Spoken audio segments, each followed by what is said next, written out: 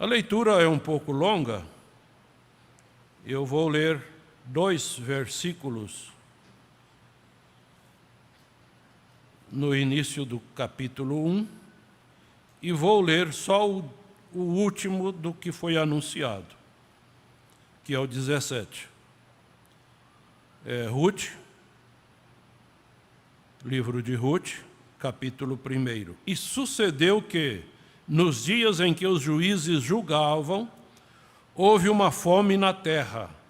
Por isso, um homem de Belém de Judá saiu a peregrinar nos campos de Boaz, ele e sua mulher e seus 2 filhos.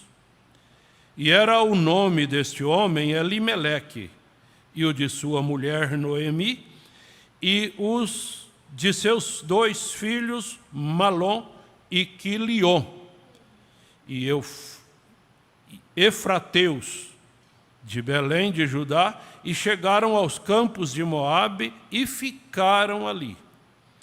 E o 17, depois de todo o fracasso ter acontecido com Noemi e com as suas 2 noras, uma das noras disse: onde quer que morreres, morrerei eu, e ali serei sepultada. Faça-me assim o Senhor, e outro tanto, se outra coisa não seja a morte ou seja a morte me separar de ti.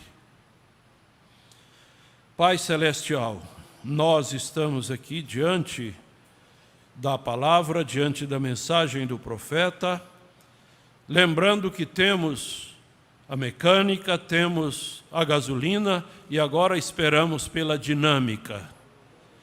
E nós ouvimos no culto que foi rodado ontem à noite na internet, o pastor Joaquim Gonçalves fazendo menção de mecânica e dinâmica. E o que nós precisamos hoje muito é da dinâmica do Senhor nas nossas vidas. Em nome de teu Filho Jesus Cristo. Amém. Assentai-vos.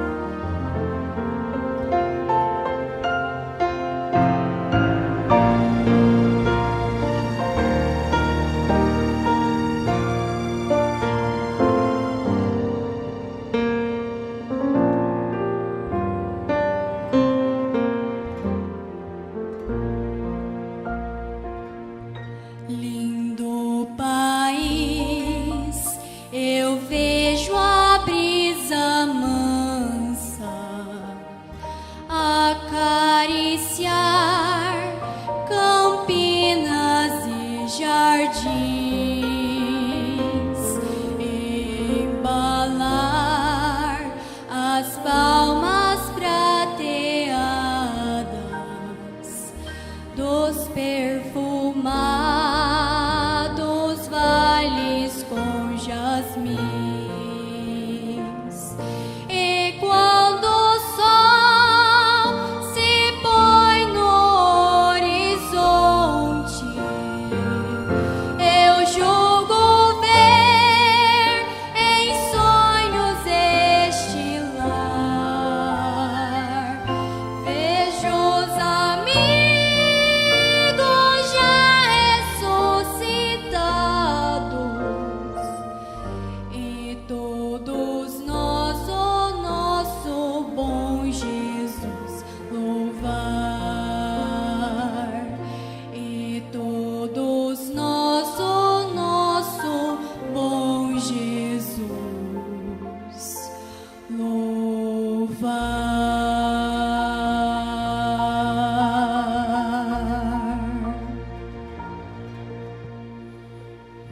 Deus continue te abençoando e permaneça nesse bom espírito, bem como muitas outras que têm cantado, têm tido também um bom exemplo, tem dado um bom exemplo. Nós vamos à mensagem que o profeta pregou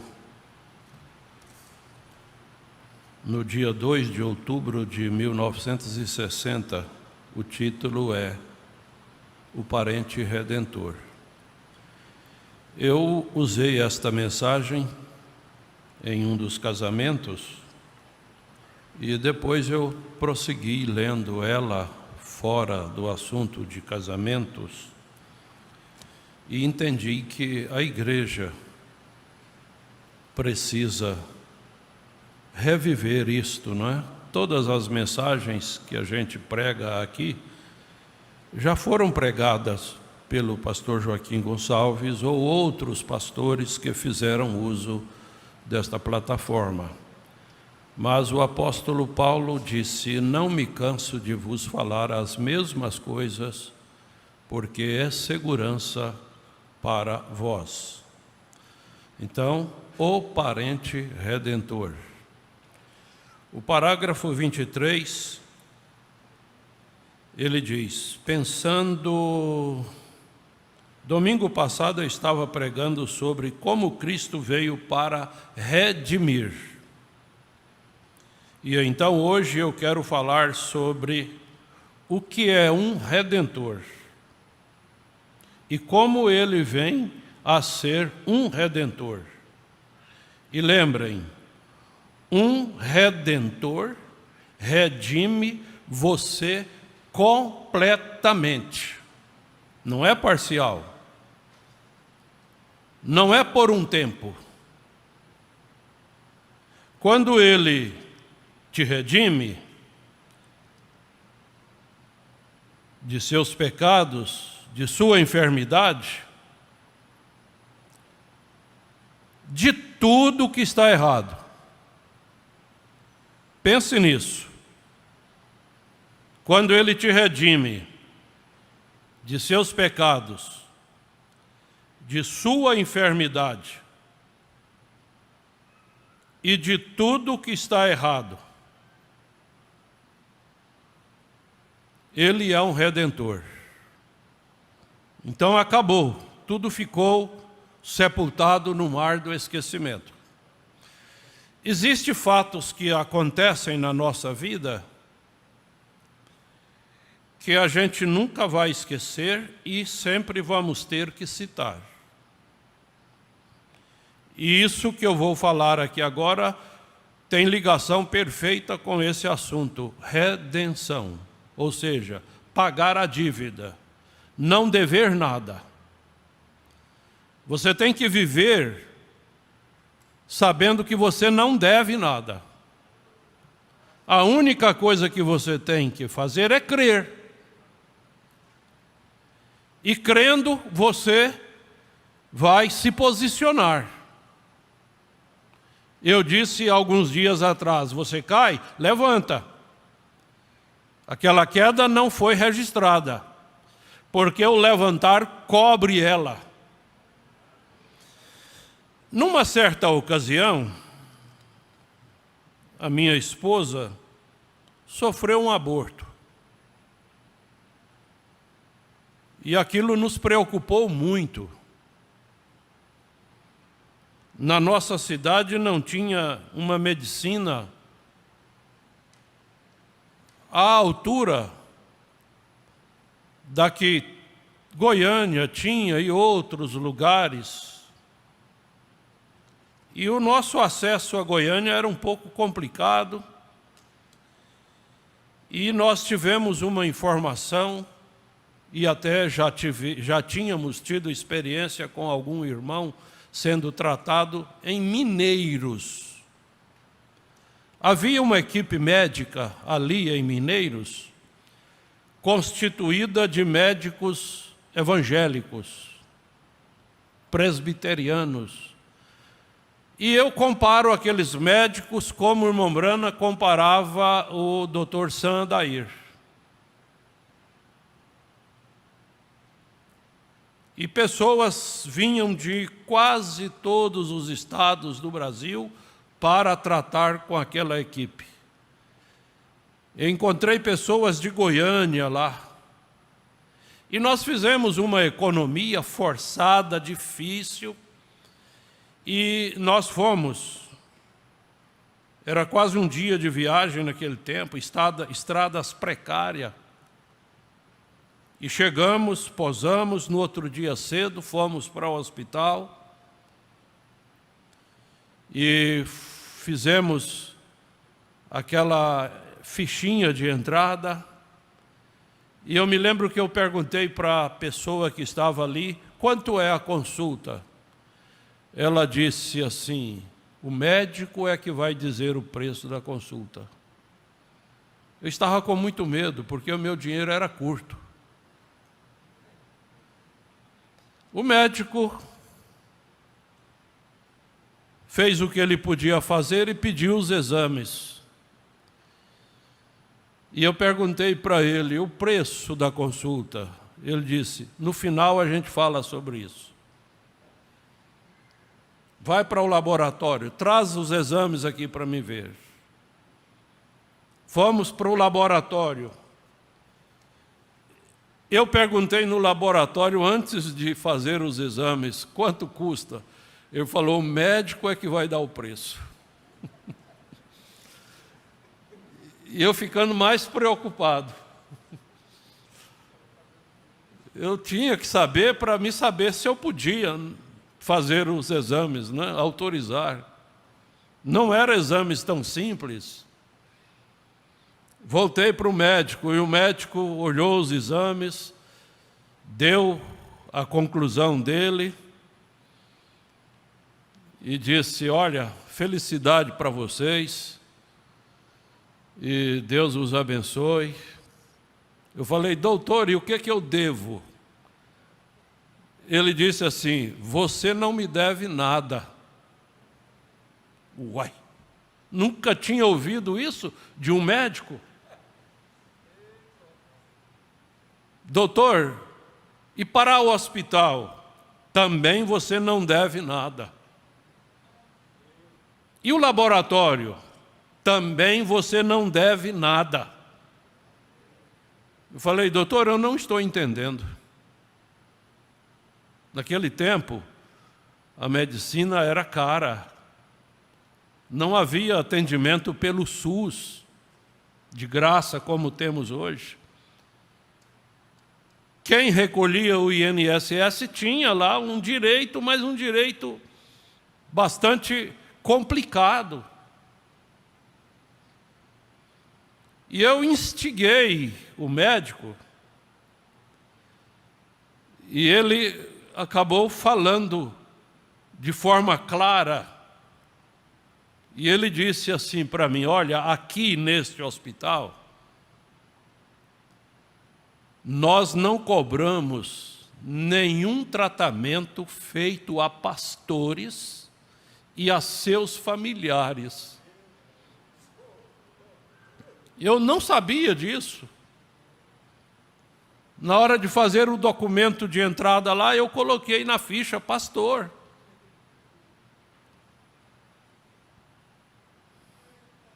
Eu saí vibrando com aquilo, porque não seria barato aquele tratamento. Nunca vou esquecer.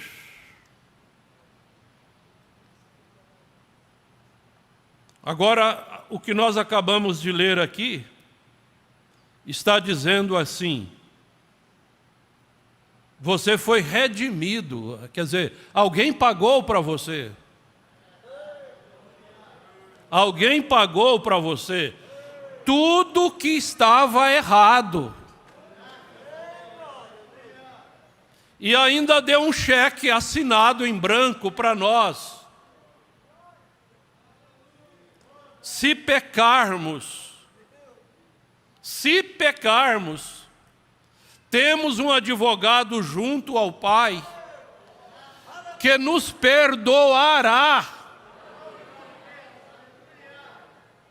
Não aquele pecado voluntário, não aquela coisa premeditada, mas aquele acidente. O pecado na vida do crente é acidente. Você é prudente no trânsito, não excede velocidade, não avança sinal, fica atento aos retrovisores, mas de vez em quando um acidente, você quis? Você provocou voluntariamente? Mas em relação a Deus, é a mesma coisa. No parágrafo 33, desejo intitular esta pequena palestra nesta manhã, enquanto ensino, tentando trazer a você uma fé de redenção. E o que é e como recebê-la, desejo intitular de o parente redentor. O parente. Jesus é seu parente. Ele é meu irmão mais velho. Ele é seu irmão mais velho. Nós somos, de acordo com Paulo, co-herdeiro com ele. A herança dele é dividida conosco. A herança dele, o bem que é dele, é dividido conosco. E ele já começou a dividir conosco em pequenas porções aqui nesta dimensão. E nós ouvimos hoje na voz do profeta, na primeira parte, o profeta dizendo assim: quando nós chegarmos lá, a gente vai ter um tempinho para conversar, e vamos conversar 10.000 anos. 10.000 anos. E terá passado como se fosse segundos. Por quê? Porque nós sairemos do tempo e entraremos na eternidade. Aleluia! Agora, redimir algo é trazê-lo de volta. Adão perdeu o livro, mas Jesus tomou o livro da mão de Satanás. Nós caímos, Jesus nos levantou, nos colocou de pé e nos fez assentarmos em lugares celestiais. Então, redimir algo é trazer de volta. Algo que foi perdido, como que posto numa casa de penhores. Você pega seu carro quitado. Fazia-se isso, não sei se ainda faz. Vai lá numa instituição financeira e diz assim: eu preciso de um dinheiro. Mas muito cuidado, muitas pessoas estão com a vida complicada por causa destas oportunidades, que são verdadeiros laços para a família, para pessoas. Eu preciso de um dinheiro, aí você vai e assina um documento, tira uma cópia do documento daquele carro, e aquele carro fica penhorado. Se você não pagar as prestações, aquele carro vai ser recolhido através de uma ordem de busca e apreensão e colocado à disposição da justiça, e ele vai a leilão, e você perde o carro e fica com o nome sujo. E todos nós estávamos numa casa de penhores. Todos nós, todos pecaram e destituídos estão da glória de Deus. Você vai até lá e paga a derradeira prestação. Ê, coisa gloriosa! Quando você paga a última prestação, aí então você automaticamente, eles enviam para o Detran uma carta de quitação. Você vai lá e devolve o documento daquele carro e tira o gravame que estava naquele carro. Aí você levanta aquele documento e diz assim: agora esse carro é meu, eu não tenho mais sociedade nele. Você vai lá nele, bate a mão em cima dele e diz: é meu, eu comprei, paguei, está nas minhas mãos. Agora você não pode fazer isso em relação à sua vida eterna, em relação à sua salvação. Eu comprei, eu paguei. Não, Ele, Jesus, pagou. Aleluia! Eu não devo nada. Aquilo é redimido por um preço. O preço foi sangue. Então aquilo agora é sua propriedade particular. Após você ter redimido aquilo, muitas vezes as pessoas são sinceras. Você comprou um carro? Não, eu estou tentando comprar. Todo mês eu estou pagando um pouco dele. Ele ainda não é completamente meu, não. Mas, irmãos, Jesus não te comprou em prestações. Jesus não te comprou parcelado. E sabe quando que Ele te comprou? Foi antes da fundação do mundo. Não foi aquele dia que você veio à frente e foi batizado. Foi antes da fundação do mundo. Lá no hospital, eu fiquei apreensivo. Meu Deus, e se meu dinheiro não der? Mas ninguém falou para mim no começo. Ninguém contou para mim que eu ia ter o perdão total. Mas quando eu conheci este evangelho, eu fiquei sabendo que eu tinha perdão total, absoluto. Não ia ficar juros para trás, não ia ficar pendência nenhuma. Porém, a lei de redenção em Israel tinha que ser parente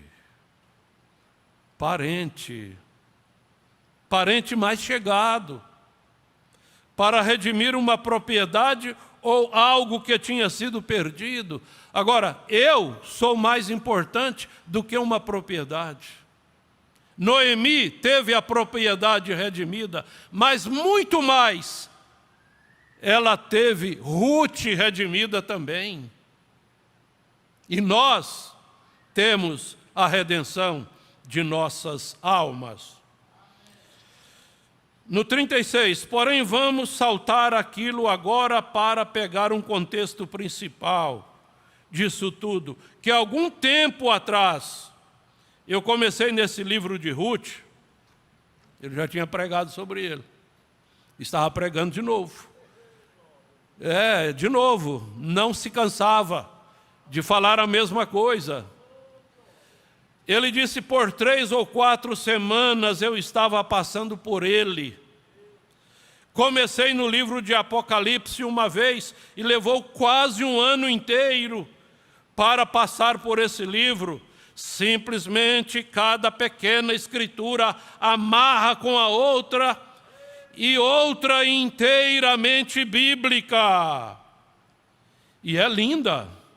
Assim nós sabemos que a Bíblia é inspirada matematicamente de todo modo. Não existe nenhuma outra literatura escrita além desta que não iria contradizer a si mesma em algum ponto. Mas a Bíblia não contradiz. Veja só, esse livro foi escrito quase 4.000 anos separados.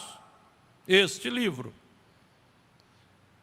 Quase 4.000 anos da primeira escrita à última escrita. Foram escritas por alguns. Eu me esqueço quantos homens escreveram. Se o irmão Brano esqueceu, eu muito mais.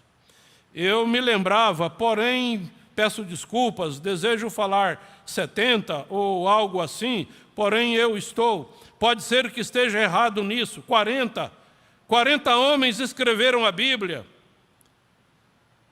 Dentro do espaço de milhares de anos, distante um do outro, nunca conhecendo um ao outro, homens que não se conheciam. E Moisés, que escreveu os 5 livros, sem estar no Éden. Moisés escreveu, ele não estava no Éden, mas ele escreveu a história do Éden. E ele escreveu, aí quando chegou no deserto, lá no Egito, aí sim, ele estava presente. Mas quando os pais dele, Jacó estava, os ancestrais dele, Jacó, estava sendo passado por aquela fome, ele não estava lá, mas ele escreveu. Deus mostrou para ele. Ele era um profeta. Ele era tanto profeta que Jesus disse que ele era semelhante a ele. E assim nós sabemos que este livro foi escrito quase 4.000 anos, separado um do outro. Esses livros da Bíblia foram escritos por alguns. Eu me esqueço quantos homens o escreveram. Eu me lembrava, porém, peço desculpas, desejo falar 70 ou algo assim. Pode ser que esteja errado nisso. 40 homens escreveram a Bíblia, dentro de espaço de milhares de anos de distância distanciados, nunca conhecendo um ao outro, ou lendo um após outro muitas vezes, e nem sequer uma palavra contradiz a outra. A inspiração descia na hora. Se você vivesse nos tempos de Isaías, você ia pensar assim: será que Isaías está batendo bem da mente? Quando ele disse: uma virgem conceberá. Será que está funcionando? Será que isso é verdade? Mas, irmãos, lá mais na frente nós vamos ver alguma coisa. Talvez nós não chegaremos nisto hoje. Agora, muitas pessoas olham este livro de Ruth como eles dizem. É uma história de amor da Bíblia. A Bíblia é uma história de amor. A Bíblia inteira é uma história de amor. Ela não é somente uma história de amor, mas ela é profeta. A Bíblia é profeta. Não é somente um profeta, mas é uma história. Narração de fatos, não é? Não é somente uma história de amor, uma história, um profeta. ela é o próprio Deus. Por quê? No princípio era o Verbo, e o Verbo estava com Deus, e o Verbo era Deus, e o Verbo se fez carne, e habitou entre nós, e Ele cumpriu o ministério dEle, derramou o seu sangue para poder nos redimir, foi levado naquela manhã e foi encoberto naquela nuvem, mas antes disso Ele disse: voltarei para vós. E os discípulos foram para o cenáculo e permaneceram ali. E depois daquele tempo de espera para provar a fé, a paciência, a calma, o Espírito veio de volta. Mas, irmãos, nenhum eleito se perde. Os 2 discípulos não foram para o cenáculo, voltaram para as suas aldeias, mas eles eram predestinados para estarem no cenáculo. Jesus foi atrás deles. Eu não creio que ele foi andando, mas ele foi transportado pelo Espírito. Apareceu entre eles, conversou com eles, e o coração deles ardiam. E ele quis saber se eles, o que eles falavam das últimas coisas que tinha acontecido em Jerusalém. O que aconteceu foi que nós, achamos um mestre, acompanhamos ele, e ele prometeu que ele ia morrer, mas ia ressuscitar, mas hoje ele não ressuscitou, e nós estamos desanimados, e nós estamos indo embora para nossas regiões. Jesus não falou para eles: volta.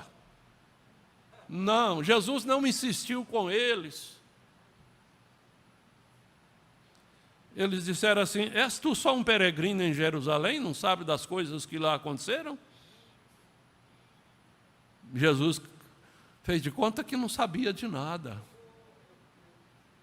Mas quando pararam para descansar, olha, você tem que parar, você tem que descansar, você tem que estar como Ruth, descansando em paz. Então, quando pararam para descansar, vamos comer? Vamos. Pão é vida. Quando eles oraram pelo pão, os olhos abriram e eles puderam ver que eles estavam falando com Jesus. Jesus então disse assim, em outras palavras: eu já fiz o que eu tinha que fazer, calado, sem explicar nada. Por isso ele não explica muitas coisas. Ele só orou e desapareceu.